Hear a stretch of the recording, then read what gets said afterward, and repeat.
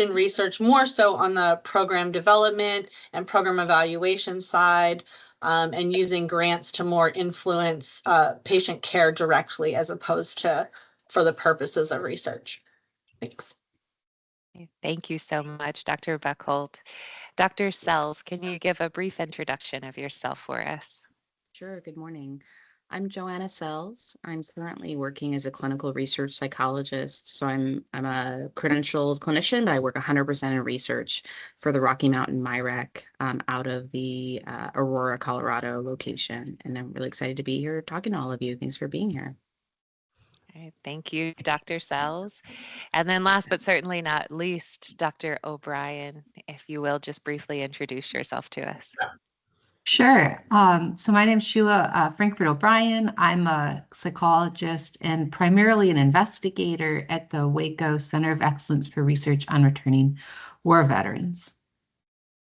Okay, excellent. Thank you. And thank you to each of our panelists for being here and to those of you who are in the audience. The way that we're going to do this today is we have some questions that were already submitted previously, and so we're going to start off with those list of questions. If you do have a question for any of our panelists as an audience member, please feel free to type it into the chat. I will be monitoring that as well as facilitating the discussion. So feel free to chime in as you will. But I want to get started with this panel discussion just so that we can give our audience members an idea of kind of what type of research it is. I know some of you briefly introduced the type of research that you have, and that's beautiful. I want to give you the opportunity to expound a little bit upon that and kind of briefly explain what type of research you're currently engaged in, right? So whether that's program development or clinical trials, and what your current goals are within VA. So what's your current goal of your research? And we'll kind of do this in more of like discussion fashion instead of me pointing out names. So whichever of our panelists would like to address this question first, I'm going to leave that up to you.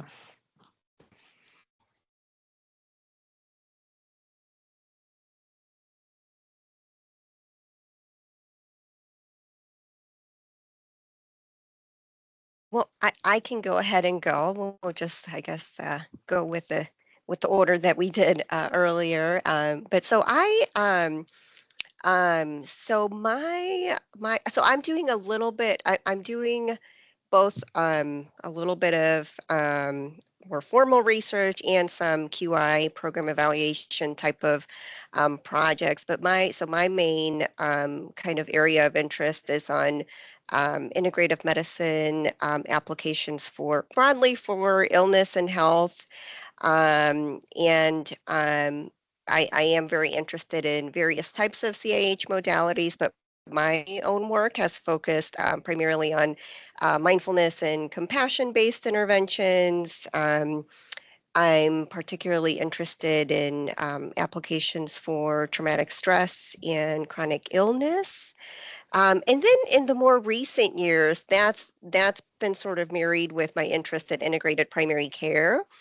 So right now, the main projects that I've got sort of under that umbrella, one of them is a brief mindfulness intervention that we are currently testing. And so that's kind of my main area of research. And then I also dabble in some other kinds of projects related to sort of brief behavioral interventions for primary care settings. And then I've got a newer line of research on sleep disturbance in complex patients, and that's come out of primarily my clinical work right now with those folks. Thank you, Dr. Ramon. It seems like you have a lot going on right now with some beautiful research projects and wonderful ways to contribute. Yeah, it is a lot for the amount of protected time I have, but I know we'll get to that later. So, yes, ma'am. Well, thank you so much. Sure. Okay. Which of our panelists would like to go next?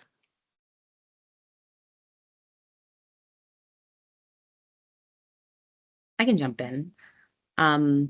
It's an interesting question to think back a little bit about my journey. And I guess I would start with what my goal has been for the last few years, which is to take my background, which is primarily in addiction work and clinical trials and using technology, to marry it with implementation science.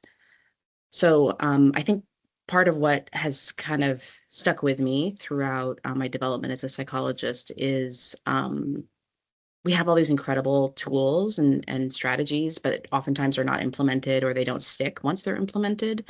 And I'm really curious about that. And so my goal is really to help systems like the VA, and particularly the VA, improve care for our more complex relapsing conditions like addiction or serious mental illness.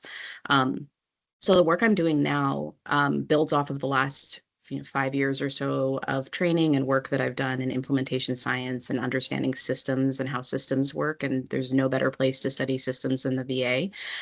So the current project that I'm primarily involved in is overseeing a community-based implementation of suicide prevention in rural veterans.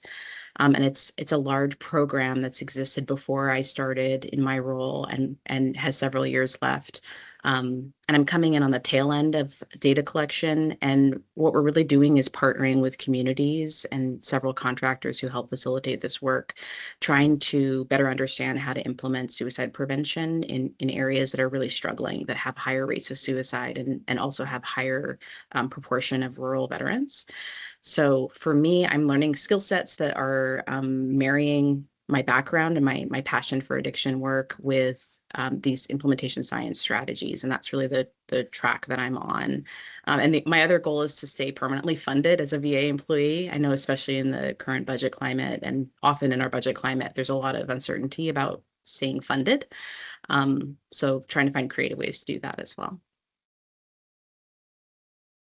Thank you, Dr. Sells, for that explanation. And yes, we will absolutely talk about a little bit in terms of that financial and that budget that you have to have whenever you're working within the VA. But thank you for exploring the evolution of your project. That's beautiful. All right. Which of our panelists would like to briefly explain their research that they're currently engaged in and their research goals within the VA next? I can jump in. So currently I'm funded on a career development award, which is the 5-year version, which is a training research award. And for this project, I am developing a group therapy treatment manual. To write this manual, I interviewed veterans and VA clinicians and chaplains, wrote the therapy manual, and then have run one pilot trial and I'm starting another pilot trial in my local clinic. So I'm planning to write a merit review award, which is to kind of the VA's equivalent of a R01 award, to fund a randomized control trial. And I'm planning to submit that next year. But I'm on a number of local projects as well. And collaborating with other investigators at our site. And my goal is to promote sort of interpersonal and relational group therapy in the VA and to promote new ways of treating moral injury in the VA. Thank you, Dr. O'Brien. That sounds like some very fascinated work. I would be interested to see this manual and what it looks like once it all comes together. So thank you for that introduction. All right, who would like to go next? I can go.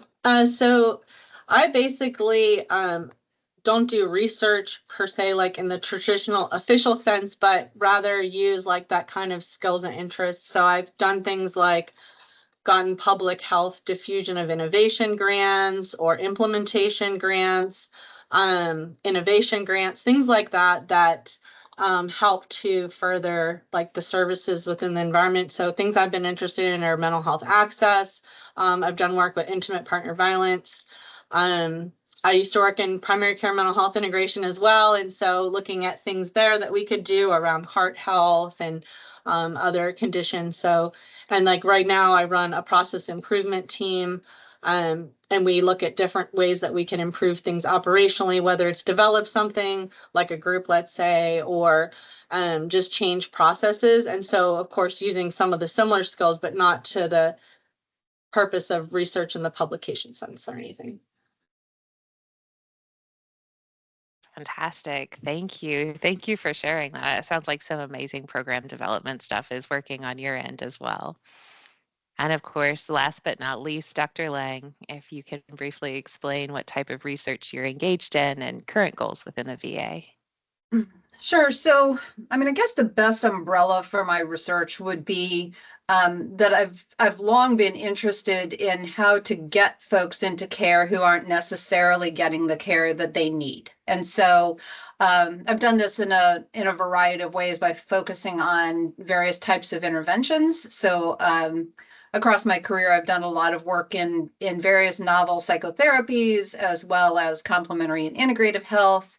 And I also have worked with a number of subpopulations that have been marginalized in various ways. So a lot of work in women's health during both the pregnancy period and the menopausal period, and then also working with veterans of color around issues of race-based stress and trauma. Right. Thank you. That's some wonderful work that you're doing. We have such wonderful panelists, and it's beautiful to see such diversity happening in research, right? There's so many different types of research projects that are being done on so many different topics. And I think, that's really the point of today's panel discussion, because as we dive into some of these other questions, we're going to see maybe how some of your all's journeys were similar and how they were different based upon the type of research that you're doing and the clinical nature of the research that you're doing. So I want to go ahead and prompt off, which this is a question that I think a lot of people are curious about when you get started with doing research in the VA. And that's really describing the process for which you start conducting, right? So how do you get started, right? Thinking back, coming into the position that you're in now as a psychologist with clinical training or even a heavier research background, how did you kind of get to where you are right now, right? What might have been the funding or the committees that you were part of, the opportunities that or maybe brought to you, the networking that you did, right? So looking back at your roots in research, how did you get started? And I'm going to post this question in the chat just for reference for our audience members as well as for our panelists. But we'll go ahead and kind of take up that same order that we had previously going. So Dr. Ramon, if you would like to kind of spearhead us on this question and tell us a little bit about the process that got you started doing research in the VA. Sure. So like, probably many of you, I did internship and postdoc in VA. I mean, I think the starting point was, I think from early on in my graduate training, I kind of knew I wanted to go into a research-focused career, at least for some of my time. So I think I did a Myrick postdoc, so that was really very pretty, I guess, important for me in being able to develop, getting the mentorship, right, getting kind of the building on my skills. So my background prior to coming into VA was mainly in basic science research. And really like the clinical research is like a whole nother skill set, I think. So that was really instrumental for me for, both gaining the additional skills, and then the mentorship, the networking, which is kind of what resulted in the collaborations that I have now. Okay, thank you, Dr. Ramona. We did have a question from Dr. Rolk in the chat. Can you talk about what Myrick postdoc is for those who may not be familiar? That's a great question. Thank you, Brandy. Sure. So the Myrick postdoc, don't ask me what it stands for because I can't ever remember the entire name. It's something like mental illness research, education, and clinical centers of excellence, I think. But so these are 2-year research fellowships in VA that VA offers. I think we've got other Myrick alum here, but so jump in if you'd like. But they are, I believe, for the most part, 2-year postdocs, and they focus on different areas across the different VISNs. And so there is, I think, for a lot of them, I think they're 75% research, and then I think there is a clinical component involved as well. And as a director of training of one of those fellowship programs, I'll attest, yeah, 75%, 25%, and I'll put a link in the chat for these programs. Beautiful. Thank you. And I know any interns and postdocs that we have on the call today will absolutely appreciate having that knowledge as well. Okay, thank you, Dr. Ramon. Next, let's just move on to Dr. Sells. So what was kind of your process for which you started conducting research in the VA? Yeah, I'm going to put the fellowship because that is, a great way to start. I had a different kind of fellowship, which was 25% clinical, 75% research, similar to what Dr. Ramon described, but a different type of program that was much more quality improvement systems focused, and isn't quite as obvious, I think, for psychologists. There aren't a ton of psychologists in it, but it's across the country. So if you're really interested in working in an interdisciplinary or interprofessional setting, it's a great experience. I was the psychologist among a group of geriatricians, primary care physicians, nurse PhDs. We had PTs, dentists, everything. So I recommend looking into that if you're looking at fellowships. So I started expressing my interest in doing research, and particularly in the areas I already mentioned, the implementation science piece, the systems piece, because I'm really interested in policy and how we implement policy as well. In internship, talking about it, expressing that interest, looking around for opportunities, and had this, it's called the VA Quality Scholars Fellowship, or VAX. I had the VAX in mind when I was applying for a postdoc. And then COVID happened while I was on postdoc, and that really derailed a lot of my plans, I think, like many of us. So really being creative. I also had some other personal circumstances that changed sort of like my location, for example. So looking really creatively and being really flexible about what options would be out there. One of the things I did as a trainee, particularly on fellowship, is meet with people who had interesting jobs or jobs I hadn't heard of across disciplines, and find out more about them and get their advice. And the advice I always got from psychologists was just get a job in VA as a clinician, start there, see where things go. And that's what I ended up doing. And I'll say that one of the number one things that I recommend to people who are trying to sort out this space, this research space, particularly if you have a clinical background or a counseling background, is to network really on a regular basis, with your prior network from grad school, from training, from fellowship, from internship, and then in your current location. And then if you're able to go to conferences, particularly if you have something to present or something you can talk about at conferences, that really helps. I think the last 2 positions I've had were through networking. They weren't positions that I don't think I could have found them on USA Jobs. So I think that's a really important point. A lot of research positions are not easy to find. They're not something that everybody's going to be applying for. So that, especially in a context of COVID or, other situations that are more challenging or aren't as linear, being really flexible and seeking out help. And then also just sharing your passion and interest is something that really helped me.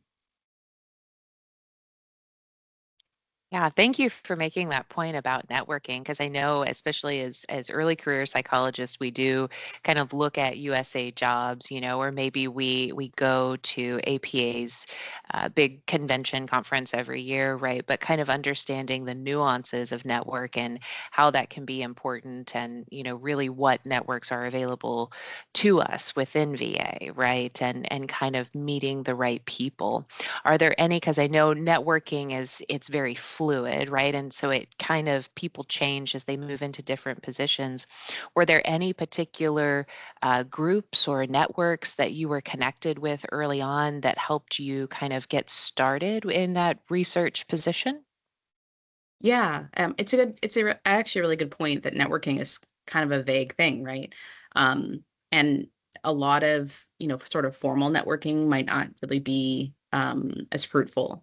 Um, Avapal is amazing, so I'm really, excited to be part of an Avapal webinar, because what we give to each other is incredible, and what I've received has been incredible in terms of support and training and mentorship.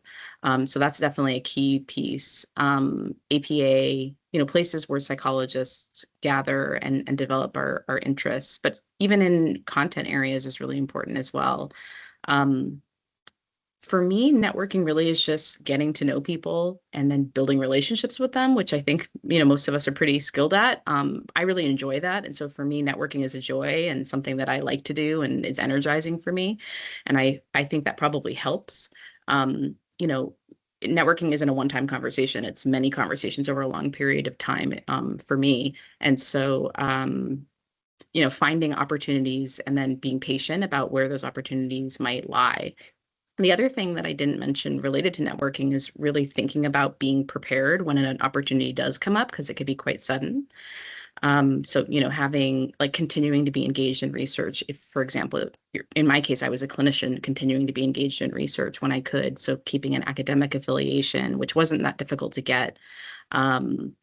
Continuing to publish, finding creative ways to publish when I wasn't collecting my own data or collecting data as part of a large funded study. Just thinking of things that I could talk about that I was working on that kind of helped me stay a part of that network and that conversation. Yeah, thank you. And thank you for that definition. I think it sometimes helps to understand, what networking looks like for different people, or what has looked like kind of along that journey. And was it professional networking where you are going to set conferences, or is it more in the workplace networking, right? Where, depending on the location that you're at, who is doing what and who can introduce you to whom, and those teams meetings that we set up randomly throughout the day or throughout the year, and how those can be helpful. So thank you with that. And kind of switching gears a little bit to program development, Dr. Buchholz, right? How did you get started? So I want to transition and, give you the opportunity to tell your story and the process, which how you started kind of conducting research within the VA. Yeah, thanks. I definitely want to build on what Dr. Sells was saying about networking, because that was bringing up a lot for me too. I actually did internship in a VA university consortium that was very research heavy. And I ended up staying on at VA for the postdoctoral hours, but it was totally clinical. And I wanted to keep a foot into something that made sense for a research career, expecting to go back to that after I accumulated those hours. I didn't. I've been here like 11 years now, but that was the original plan. And so my supervisor at the time showed me this women's health call for proposals for grants, which were really about diffusion of public health innovation. So it was like doing something in the environment built on other, research people had done. And that's kind of how I got started. And really, to Dr. Saul's point about like taking an opportunity and then networking and seeing where it goes, that led me to be involved with people who were researchers, whereas I wasn't in that space, got connected with national people, got involved nationally with the topic of intimate partner violence, ended up going to conferences, presenting about the work that was being done more so than the research itself, which other people were doing. That led to getting recommended to be the site lead for the Women's Health Practice-Based Research Network. I don't know if you guys know about that, but a lot of sites might have someone.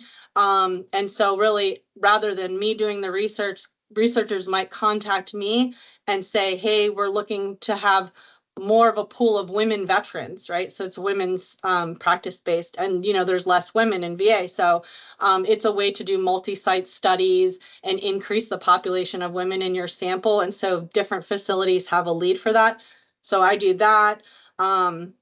So it's really kind of been a growth that came from just one step in front of the other, that started with wanting to have a story that was going to make sense for research, but really showed me how I could use those skills and interest in all these other ways to like make change in the environment, how I could be a support to people who are going to actually maybe be the ones that do IRB and publish, but they're using data that got collected, through the health record because of innovations that I may have done for clinical purposes. So it's been a nice window into how you can have those different roles in VA. And I would say my favorite thing about VA is how large it is and how interconnected we all are. And so, what we do in one place can easily spread across the nation if it works. And I think that's really exciting from all these perspectives. And it takes people doing the groundwork, it takes researchers, it takes administrators, like all working together towards that. Yeah, thank you for that. And I actually, as you were talking, it reminded me of something that was brought to my attention when I came on as a staff psychologist, which was inside of TMS, there are these trainings for like white belt, yellow belt, and it's program development heavy. Have you heard of those trainings before? Yes, I've done yellow belt, and I did leadership VA a year ago. I don't know if you guys know about that, but it's sort of a way to get trained along people from VBA, VHA. There was a couple people from OIG, I think, the National Cemetery, and all working. And what we did was basically a project led by a master black belt. And so those are great skills to learn. I would also say, in addition to lean, would be human-centered design. That's probably my favorite. That's what the VA Center for Innovation, or INET Innovators Network, uses. And it's a framework for identifying problems and solutions that are human-centered, like what works for the people in the environment that are going to use that solution. Perfect. I was wondering if doing those trainings was beneficial, if that's something that you would recommend to clinicians who are kind of getting started. Maybe they want to do some program development, because I know those trainings are they're heavier geared toward program development than other types of research. So in terms of recommending them, what are your thoughts? I would say it might be good to get on someone else's project at first. So when you're earning a belt, you're going to have to lead the project, which could be good, but you might also just want the exposure of being on someone's project. If you have a system redesign coordinator at your facility, which you probably do, they would be able to direct you towards that, and that could be helpful. Okay, thank you. I want to move on to our next panelist to kind of introduce their process. Dr. O'Brien, if you can just kind of describe the process for how you got started conducting research within the VA. Sure. I started in graduate school. I was interested, I still am interested in how people are affected by war, not just by what they survived, but what they did in order to survive, or the actions they took. And in ways that seem to go beyond PTSD. So I did my dissertation research at a VA research center that was affiliated with my PhD program at the University of Minnesota, so at the Minneapolis VA.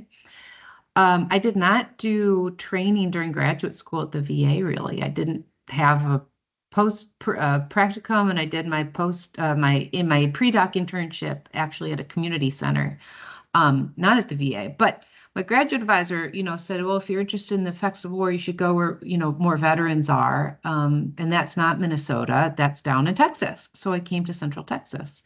And I did one of the MIREC research fellowships, and my Center of Excellence is the Center for Returning War Veterans. So it was a natural fit. And the goal of that postdoc was to obtain research funding by the end of those 2 years. And I did. I got a 2-year version of my Career Development Award. At the end of that, I got the 5-year version. which I'm now in year 4. I've never been in a primarily clinical role. I've been in a research role this whole time. And I was able at the center to leverage ongoing projects to support like my CDA1.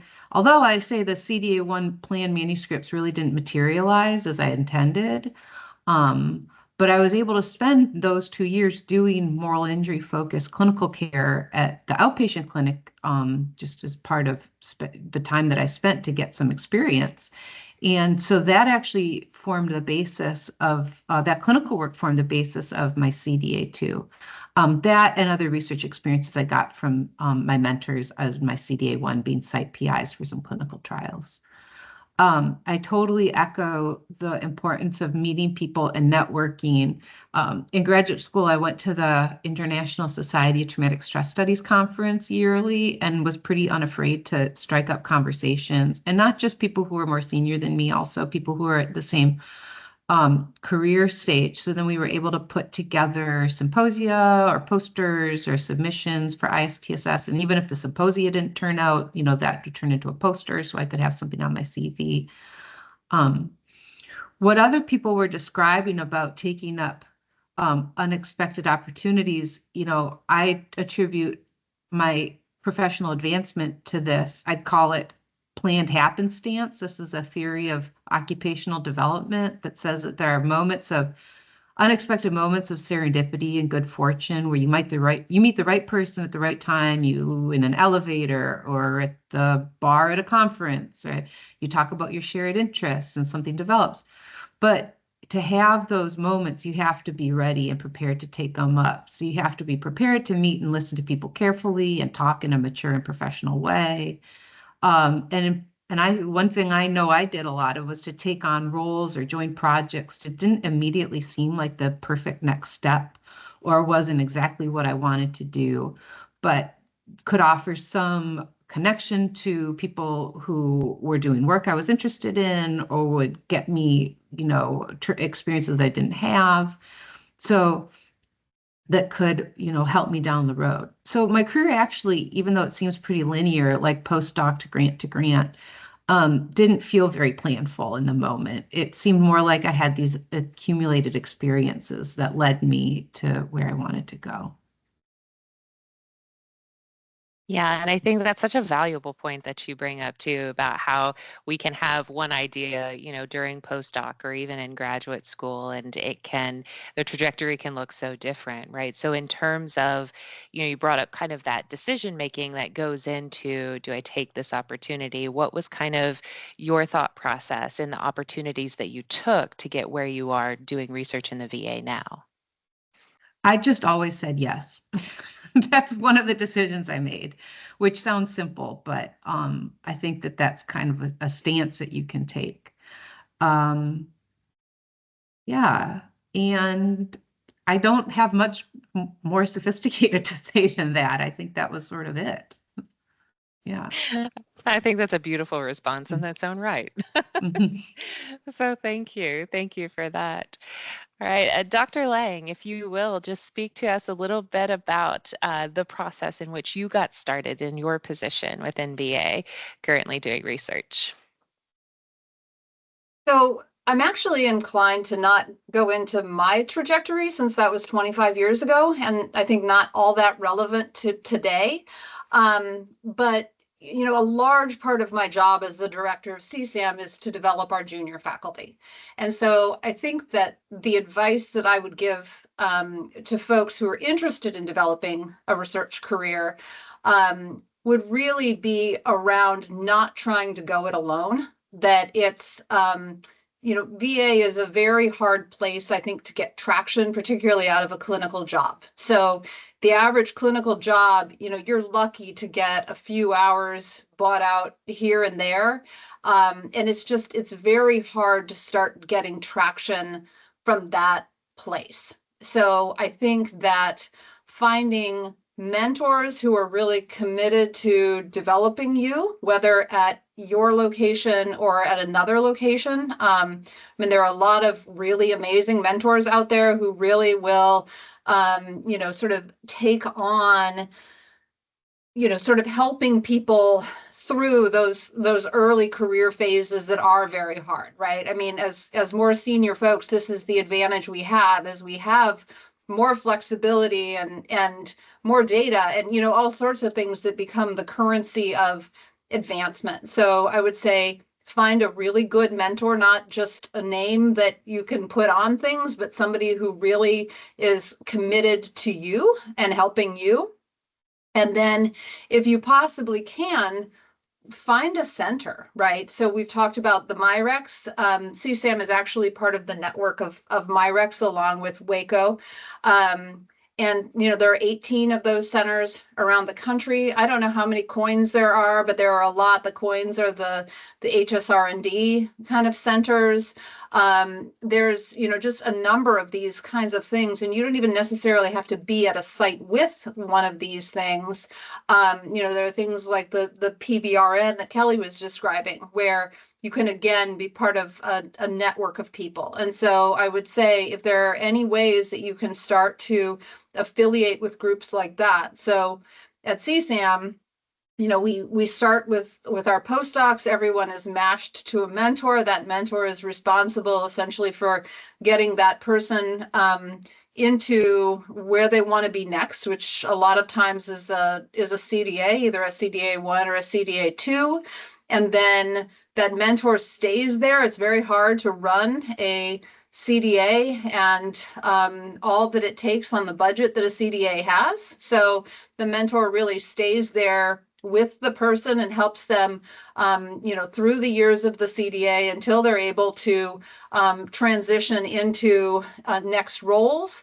Then for our clinicians so you come out of CDA, you've had 75% of your time protected on that CDA for 5 years. Then all of a sudden you're looking at your first merit and you've got 3/8 and the other 5/8 of your life needs to be clinical. And that's really hard.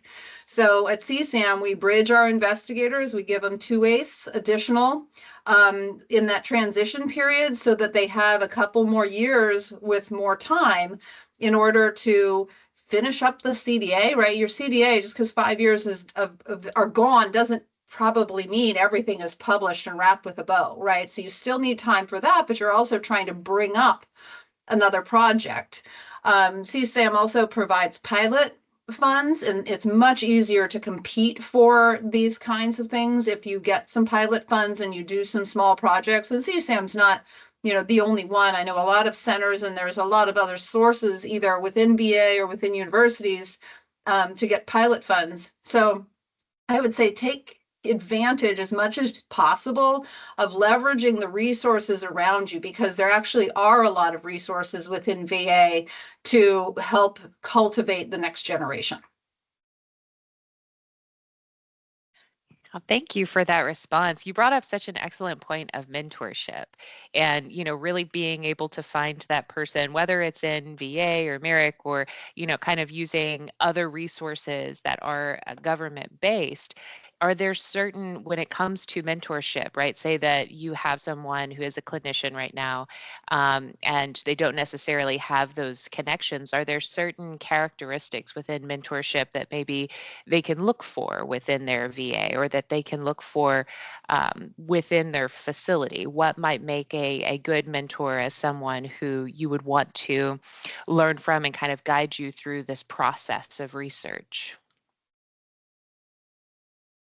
It's a certain amount of just knocking on doors, virtual or real.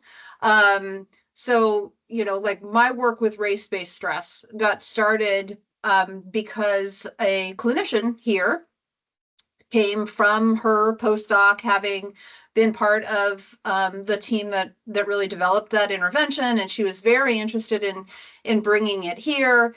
And she started running these groups clinically. And I said to her, like, this is such a great idea.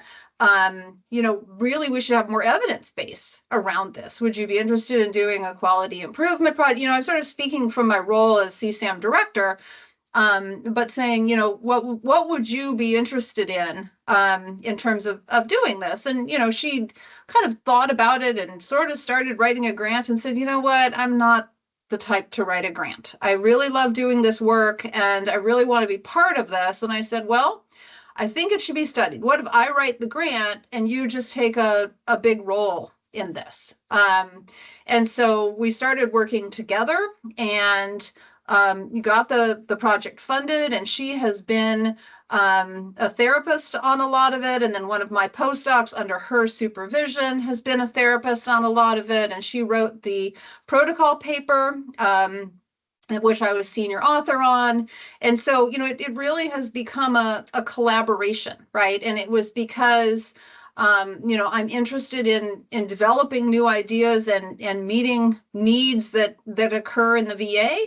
And, you know, I had the sort of skill set and resources to be able to help with that. So I think that, you know, if you find the people either at your facility or around the country and just start talking about some of the ideas that you have and, you know, how might I get some things started? And then, you know, stick with the people who are really good supporters of you, and the ones who, you know, sort of don't give you much time, just move on.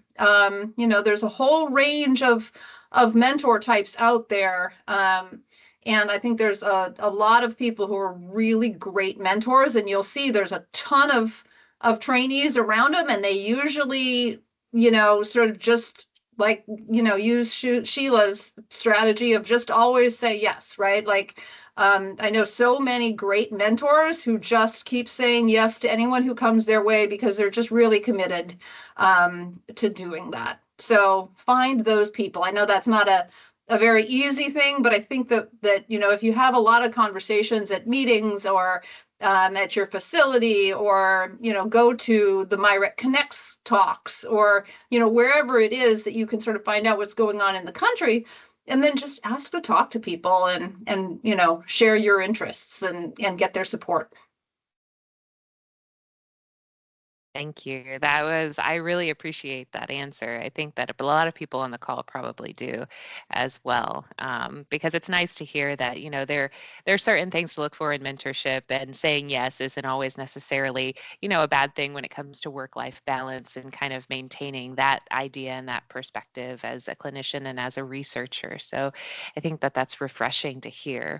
And kind of based upon what you were saying with some of the challenges that can come into play whenever you are getting started doing research, I want to kind of transition to our next question here and really open this up to the floor instead of doing a round robin, just kind of seeing what everybody has to say about this. But based upon your all's experiences, what do you think the benefits to conducting research within the VA are?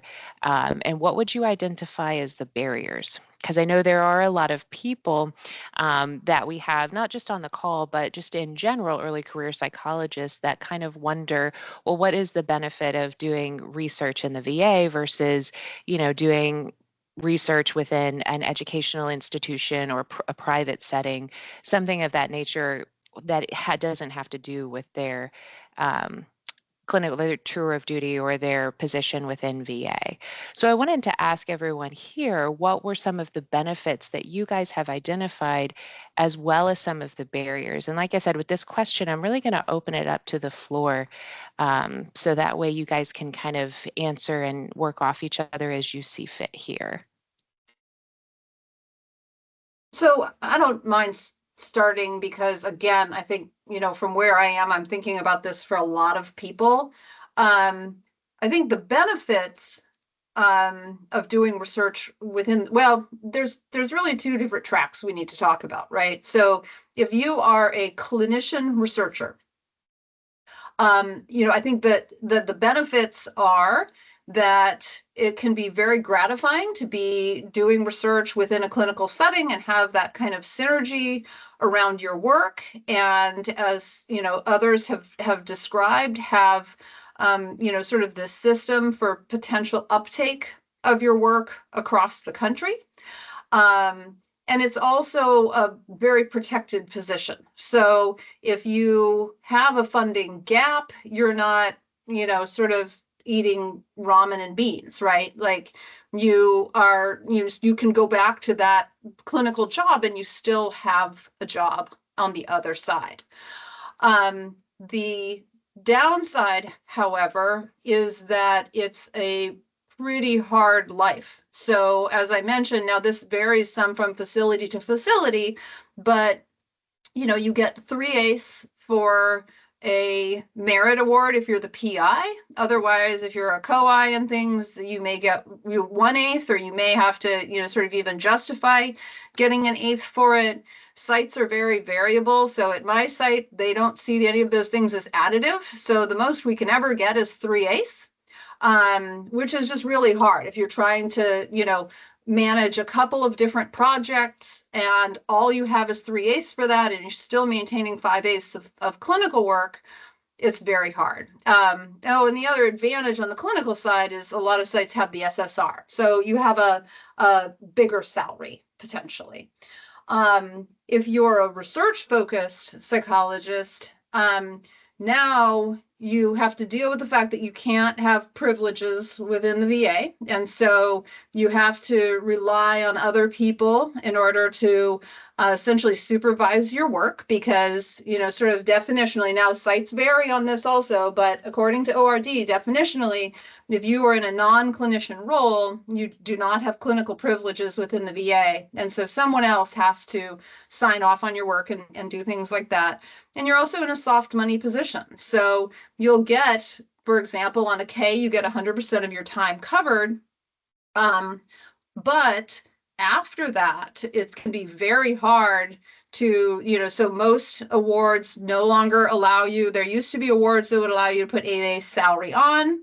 Now, most awards cap the amount of salary at either 5/8 or 3/8, depending. I don't know what's going to happen with the reorganization.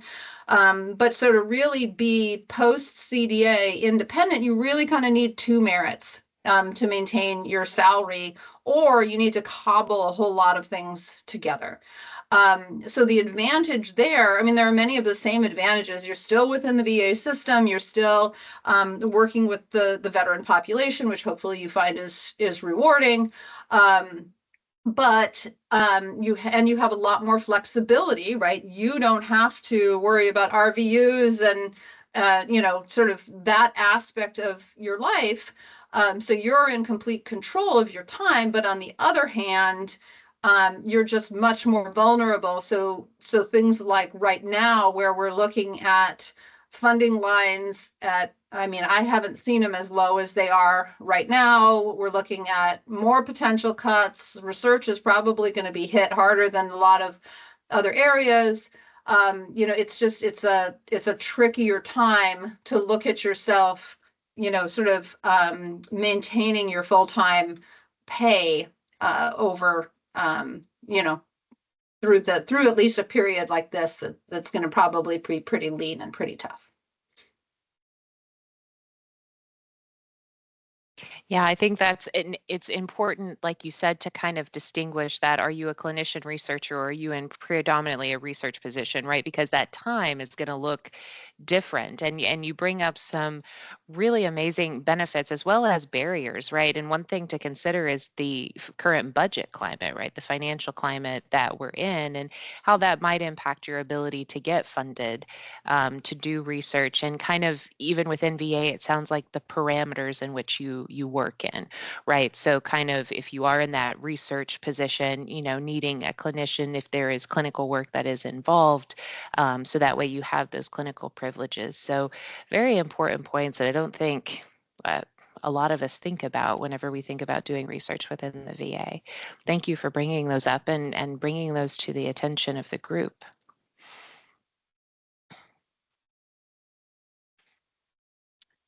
Any of our other panelists want to speak to maybe some of their experiences with what they would identify as the benefits and the barriers of conducting research within the VA?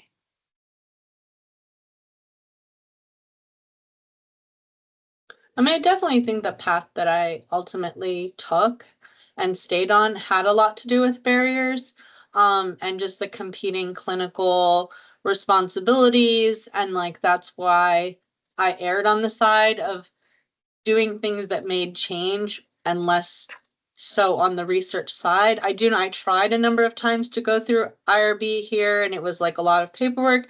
And I know they have someone that can help you, and I don't know if other sites have that and if it works smoother at other places potentially.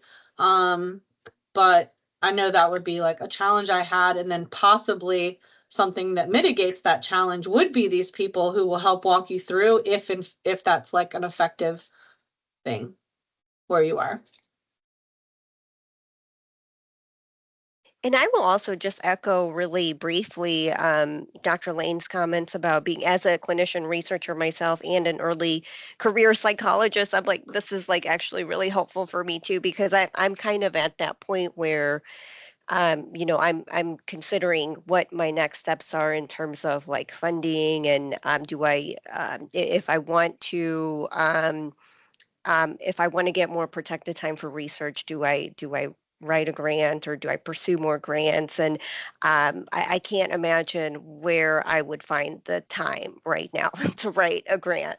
So it is really, really hard as a clinician researcher, and not having like the support staff. And I do have an RA now, but even with her help. Even with her help, it is still pretty challenging. So.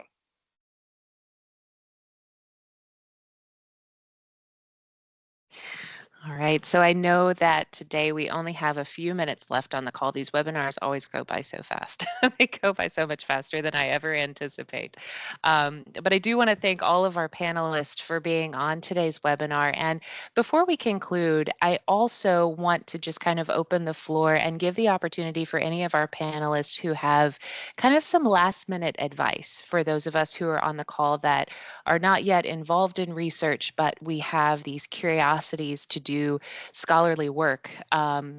Any advice that you would give to early career psychologists, or any psychologist for that matter, who are interested in kind of gaining more time to do that research and really exploring their scholarly interest? Any broad advice that you would like to give to any of us today? I can echo what I've already said. Don't go it alone. Try to find your advocates, your cheerleaders, your mentors, your whatever is out there.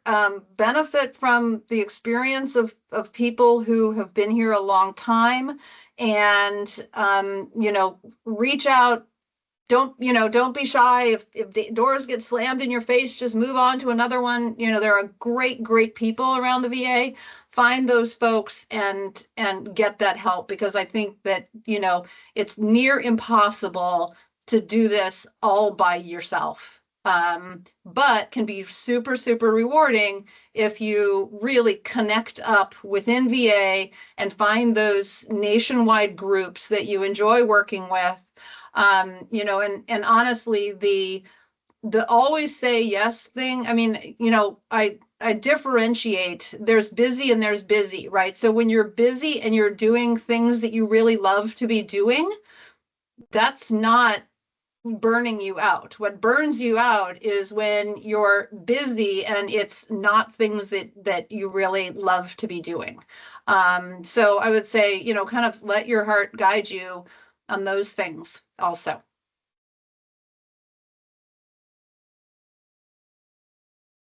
My advice is to really think sort of similarly to what Dr. Lang is echoing, what you're really looking for out of your research or scholarly pursuits. What is it that you really want?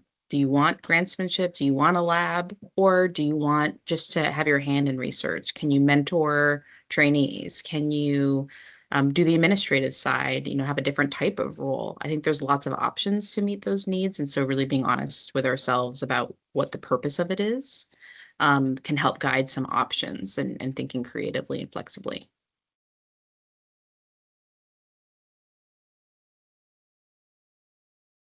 Well, thank you. Yeah, that's a really good.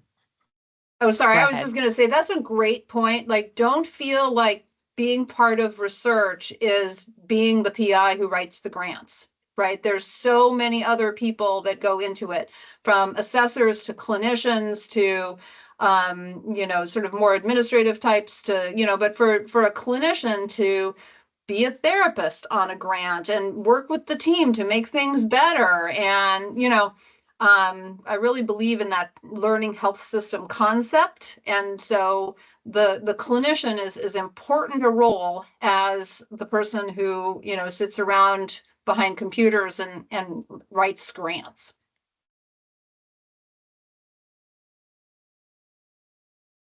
Thank you. Thank you all to all of our panelists who were here today. This was such, I feel, a fruitful and productive conversation and discussion about what it means to do research in the VA, the challenges, the experience, the benefits, and how each of you got started. And so I just want to take a moment to thank all of you for being here today. Like I said, both to our panelists and to our audience. If there are any questions that our audience members have that you didn't get to ask today, please feel free to shoot them to me. I can always direct them to our panelists, and if they have the availability to answer, they will. But again, I just want to thank everyone for being here today and wishing you all happy holidays as you move forward. So thank you to everyone. You guys have a wonderful rest of the day and a happy holiday.